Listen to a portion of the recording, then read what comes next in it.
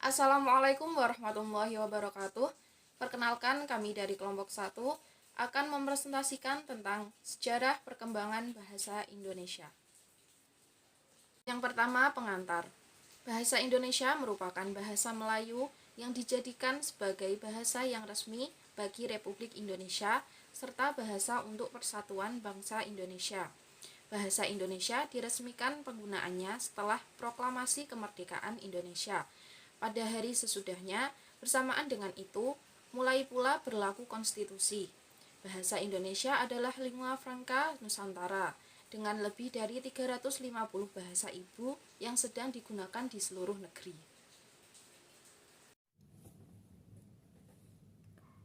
Saya Min Hadamami dengan NIM 6211421065 akan menjelaskan kelahiran bahasa Indonesia. Bahasa Indonesia lahir pada tanggal 28 Oktober 1928. Pada saat itu, para pemuda dari berbagai daerah di Nusantara berkumpul dalam kerapatan pemuda dan berikrar, yang pertama, bertumpah darah yang satu, tanah Indonesia; yang kedua, berbangsa yang satu, bangsa Indonesia; dan yang ketiga, menjunjung bahasa persatuan, bahasa Indonesia.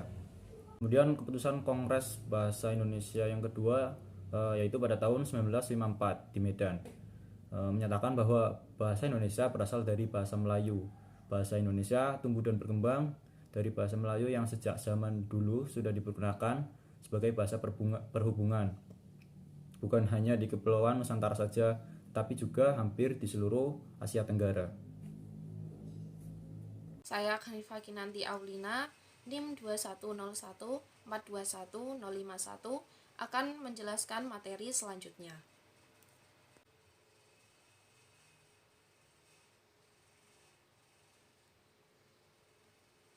Alasan bahasa Indonesia diangkat dari bahasa Melayu, yaitu bahasa Melayu merupakan lingua franca di Indonesia, bahasa perhubungan dan bahasa perdagangan. Bahasa Melayu menyebar ke pelosok Nusantara bersamaan dengan menyebarnya agama Islam di wilayah Nusantara. Sistem bahasa Melayu juga sederhana dan mudah dipelajari, karena dalam bahasa ini tidak dikenal tingkatan bahasa, seperti dalam bahasa Jawa, ngoko, kromo, atau perbedaan bahasa kasar dan halus seperti dalam bahasa Sunda, kasar atau lemes. Karena itu, bahasa Melayu mudah diterima oleh masyarakat Nusantara sebagai bahasa perhubungan antar pulau, antar suku, antar pedagang, antar bangsa, dan antar kerajaan, karena bahasa Melayu tidak mengenal tingkat tutur. Bahasa Melayu memiliki sifat terbuka untuk menerima pengaruh bahasa lain. Dalam sejarahnya, bahasa Melayu di wilayah Nusantara makin berkembang dan bertambah kukuh keberadaannya.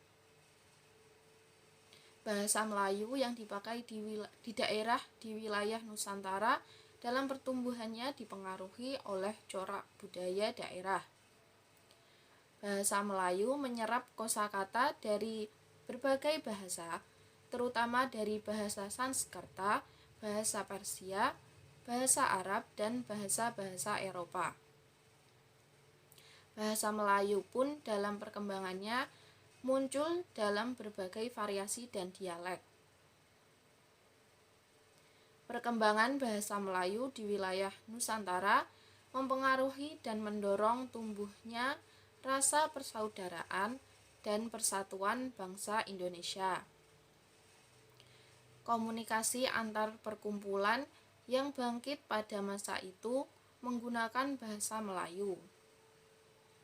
Para pemuda Indonesia yang tergabung dalam perkumpulan pergerakan secara sadar mengangkat bahasa Melayu menjadi bahasa Indonesia, yang menjadi bahasa persatuan untuk seluruh bangsa Indonesia.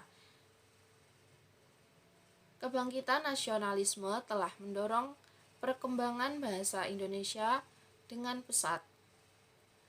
Peranan kegiatan politik, perdagangan, persurat kabaran, dan majalah sangat besar dalam memodernkan bahasa Indonesia.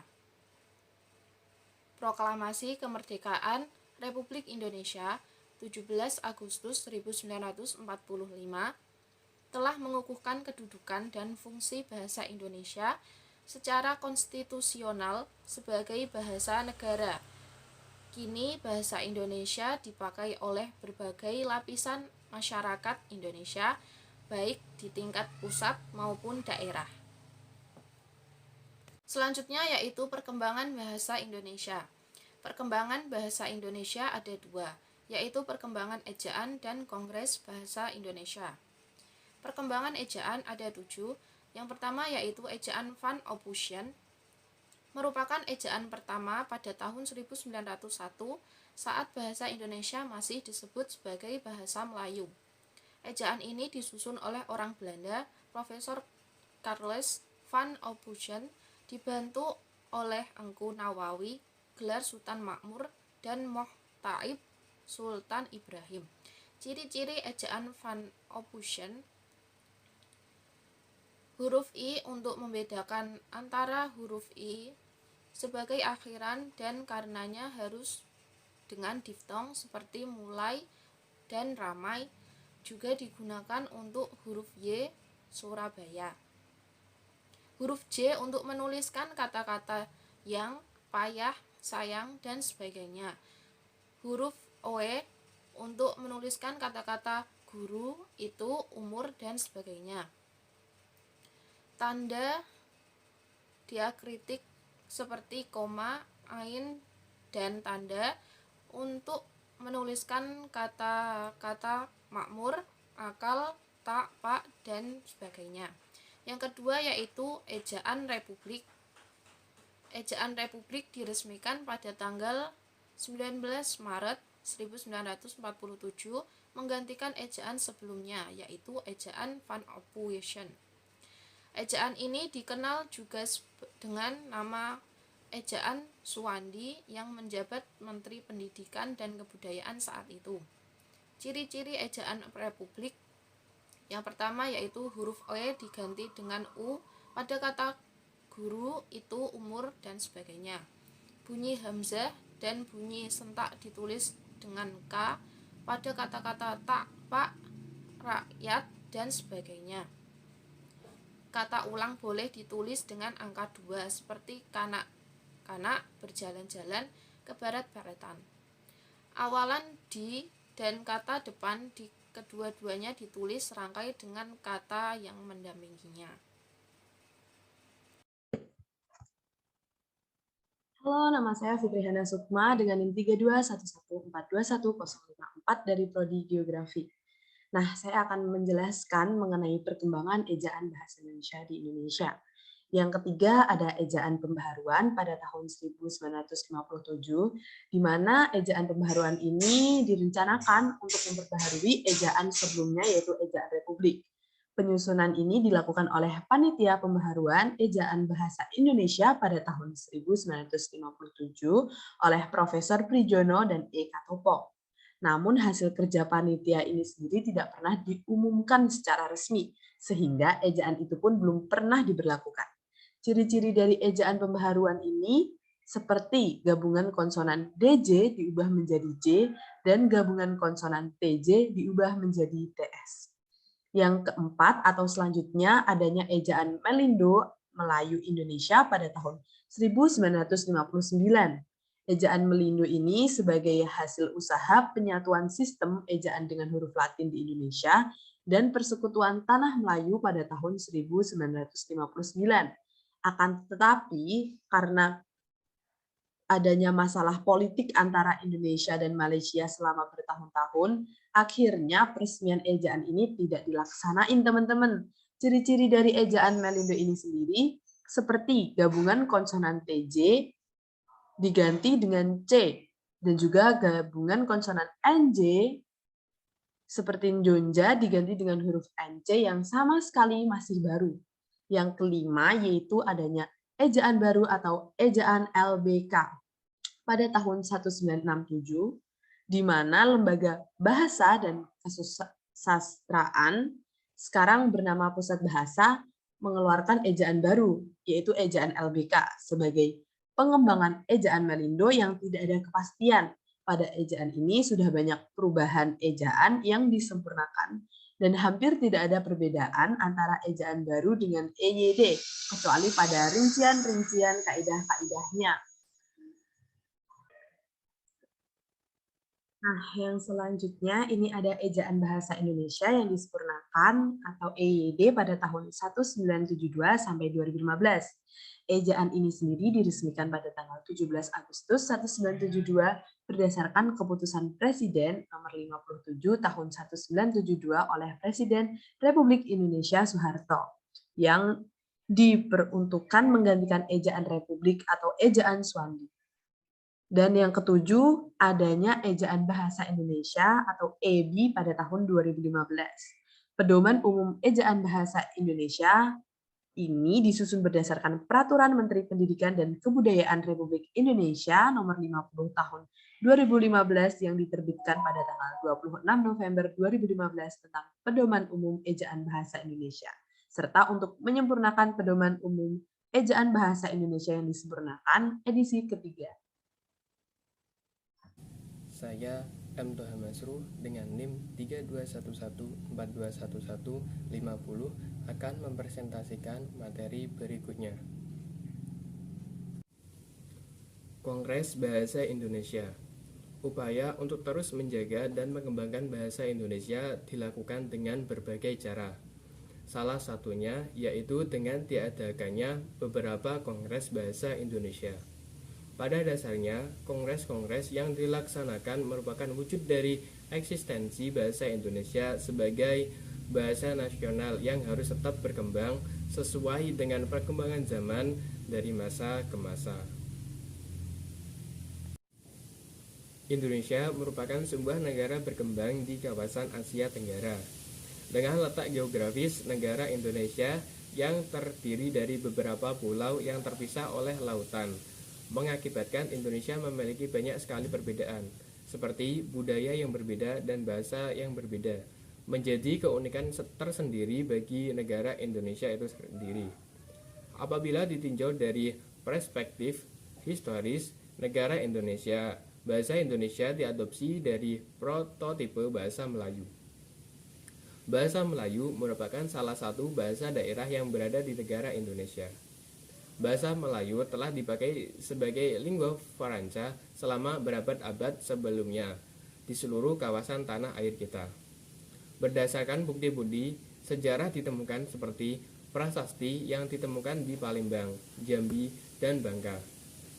Dapat diambil sebuah analisis bahwa bahasa Melayu sudah dipergunakan sejak dulu di berbagai wilayah Indonesia, khususnya wilayah-wilayah Sumatera, dan terdapat beberapa kerajaan yang berpengaruh pada saat itu.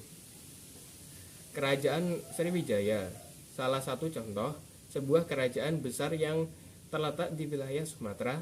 Seiring dengan kejayaan kerajaan Sriwijaya, bahasa Melayu mengalami perkembangan yang signifikan. Perubahan sosio-kultural pada tata kehidupan masyarakat terus berlangsung, searah dengan perkembangan zaman, termasuk perubahan kedudukan bahasa Melayu bagi bangsa Indonesia. Pada saat itu, perjuangan kemerdekaan bangsa Indonesia memerlukan alat pemersatu dalam berintegrasi antar suku bangsa yang ada di Indonesia. Dipilihlah bahasa Melayu sebagai bahasa pemersatu bangsa di Indonesia. Pada peristiwa Sumpah Pemuda tanggal 28 Oktober 1928 ditetapkan bahasa Melayu menjadi bahasa Indonesia. Penetapan itu pun merupakan awal bahasa Indonesia berkedudukan sebagai bahasa nasional. Bahasa Indonesia pertama kali diakui sebagai bahasa nasional bertepatan pada sebuah peristiwa bersejarah dalam perjalanan bangsa Indonesia. Peristiwa tersebut seiring kita kenal dengan Sumpah Pemuda pada tanggal 28 Oktober 1928. Tujuan dari lahirnya bahasa Indonesia pada saat Sumpah Pemuda pada dasarnya agar bangsa Indonesia memiliki bahasa persatuan yang dapat mempersatukan bangsa Indonesia melalui bahasa yang dilatar belakangi oleh banyaknya bahasa daerah yang ada. Sebelum adanya bahasa Indonesia, belum ada bahasa yang memiliki fungsi untuk mempersatukan bangsa. Dalam perspektif persatuan dan kesatuan bangsa, seiringnya diikrarkan Sumpah Para Pemuda Nusantara pada tanggal 28 Oktober 1928 di Jakarta. Menjadi titik awal perkembangan bahasa Indonesia sebagai bahasa nasional. Bahasa Indonesia merupakan bahasa nasional yang digunakan di negara Republik Indonesia. Pada perkembangannya, dengan semakin pesatnya arus globalisasi, modernisasi, ilmu pengetahuan, dan teknologi, bahasa Indonesia harus dapat menjadi sebuah instrumen dalam melakukan komunikasi utama di Indonesia. Melihat keadaan tersebut, berbagai stakeholder harus mempunyai inovasi agar bahasa Indonesia dapat senantiasa beradaptasi mengikuti perkembangan zaman, agar bahasa Indonesia memiliki kedaulatan tersendiri di negara Indonesia. Upaya untuk terus menjaga dan mengembangkan bahasa Indonesia dilakukan dengan berbagai cara. Salah satu untuk cara tersebut menjaga dan mengembangkan bahasa Indonesia, yaitu dengan diadakannya beberapa kongres bahasa Indonesia. Pada dasarnya, kongres-kongres yang dilaksanakan merupakan wujud dari eksistensi bahasa Indonesia sebagai bahasa nasional yang harus tetap berkembang sesuai dengan perkembangan zaman dari masa ke masa. Dari kongres yang telah dilaksanakan, telah menghasilkan beberapa inovasi yang ditunjukkan untuk eksistensi bahasa Indonesia seiring dengan perkembangan zaman dan teknologi. Saya Hanifah Rifdanul Aziza dengan NIM 21014211029 akan mempresentasikan materi berikutnya. Dalam konteks kedudukannya sebagai bahasa nasional negara Indonesia, bahasa Indonesia memiliki 4 fungsi. Yang pertama yaitu sebagai lambang kebanggaan nasional. Di dalam fungsinya sebagai lambang kebanggaan nasional, bahasa Indonesia mencerminkan nilai-nilai sosial budaya yang mendasari rasa nasional. Fungsi yang kedua yaitu sebagai lambang identitas nasional. Dalam fungsinya sebagai lambang identitas nasional, bahasa Indonesia sendiri mengarah pada penghargaan terhadap bahasa Indonesia selain bendera dan lambang negara, sehingga serasi dengan lambang kebangsaan yang lain. Fungsi yang ketiga yaitu sebagai alat pemersatu berbagai suku bangsa yang berlatar belakang sosial, budaya, dan bahasa yang berbeda. Bahasa Indonesia memiliki peranan yang vital di masyarakat umum dan nasional. Berkat adanya bahasa Indonesia, masyarakat dapat berhubungan satu dengan yang lain sedemikian rupa sehingga kesalahpahaman sebagai akibat perbedaan latar belakang sosial, budaya, dan bahasa tidak perlu dikhawatirkan. Fungsi yang keempat yaitu sebagai alat perhubungan antar daerah dan antar budaya. Artinya bahwa bahasa Indonesia memungkinkan keserasian di antara suku-suku, budaya, dan bahasa di Nusantara tanpa harus menghilangkan identitas kesukuan dan kesetiaan kepada nilai-nilai sosial budaya serta latar belakang bahasa daerah yang bersangkutan. Materi selanjutnya yaitu Kongres Bahasa Indonesia yang sudah dilaksanakan. Berbagai upaya dilakukan untuk menjaga eksistensi bahasa Indonesia menjadi bahasa nasional. Upaya pemerintah dan para tokoh bahasa yang memiliki komitmen terhadap pelestarian bahasa Indonesia mengadakan kongres-kongres dalam rangka membahas perkembangan bahasa Indonesia. Pertemuan yang rutin dilaksanakan tersebut dinamai dengan Kongres Bahasa Indonesia. Keberlangsungan Kongres Bahasa Indonesia tersebut sangatlah penting bagi proses perkembangan bahasa Indonesia.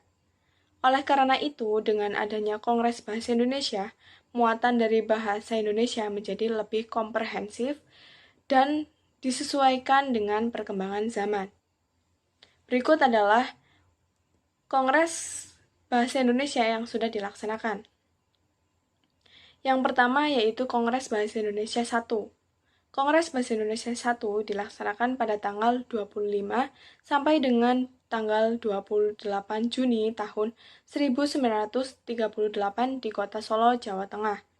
Kongres pertama ini menghasilkan beberapa kesepakatan dan kesepahaman, yakni urgensi dari usaha pembinaan dan pengembangan bahasa Indonesia telah dilakukan secara sadar oleh para cendekiawan dan budayawan Indonesia pada waktu itu.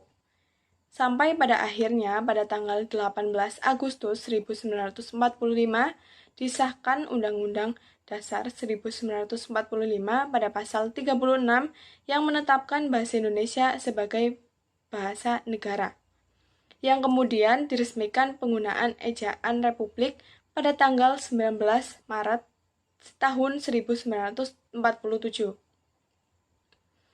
Kongres Bahasa Indonesia yang kedua. Kongres Bahasa Indonesia yang kedua dilaksanakan pada tanggal 28 Oktober sampai dengan tanggal 1 November 1954 di Kota Medan, Sumatera Utara. Kongres Bahasa Indonesia ini merupakan sebuah tindakan rasionalisasi dari keinginan yang kuat dan keras dari bangsa Indonesia untuk selalu menyempurnakan bahasa Indonesia yang dijadikan bahasa nasional. Pemerintah pada tanggal 16 Agustus 1972 meresmikan penggunaan ejaan yang disempurnakan atau yang dikenal dengan sebutan EYD. Kemudian pada tanggal 31 Agustus 1972 ditetapkan Pedoman Umum Bahasa Ejaan Bahasa Indonesia yang disempurnakan dan Pedoman Umum Pembentukan Istilah Resmi yang berlaku di seluruh wilayah Indonesia atau wawasan Nusantara. Kemudian Kongres Bahasa Indonesia yang ketiga. Kongres Bahasa Indonesia yang ketiga dilaksanakan pada tanggal 28 Oktober sampai dengan 2 November tahun 1978 di Ibu Kota Jakarta. Hasil yang didapat dari kongres tersebut yaitu memperlihatkan kemajuan, pertumbuhan dan perkembangan bahasa Indonesia sejak tahun 1928 dan selalu berusaha dengan optimal untuk memantapkan kedudukan dan fungsi bahasa Indonesia. Kemudian Kongres Bahasa Indonesia yang keempat. Kongres Bahasa Indonesia yang keempat diselenggarakan pada tanggal 21 sampai dengan 26 November 1983 di Jakarta. Pada pelaksanaan Kongres Bahasa Indonesia keempat bertepatan dengan Hari Sumpah Pemuda yang ke-55 yang menghasilkan kesepakatan bahwa pembinaan dan pengembangan bahasa Indonesia harus lebih ditingkatkan sehingga amanat yang tercantum di dalam GBHN yang mewajibkan kepada seluruh warga negara Indonesia untuk menggunakan bahasa Indonesia yang baik dan benar tercapai optimal mungkin. Terima kasih. Saya Fitriana Wijayanti dengan NIM 62114210081 akan menjelaskan materi selanjutnya. Kelima, Kongres Bahasa Indonesia 5 pada tanggal 28 Oktober sampai 3 November 1988 di Jakarta. Keenam, Kongres Bahasa Indonesia tanggal 28 Oktober sampai 2 November 1993 di Jakarta.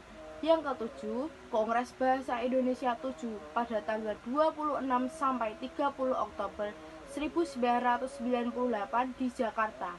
Yang kedelapan, Kongres Bahasa Indonesia 8 pada tanggal 14 sampai 17 Oktober 2003 di Jakarta.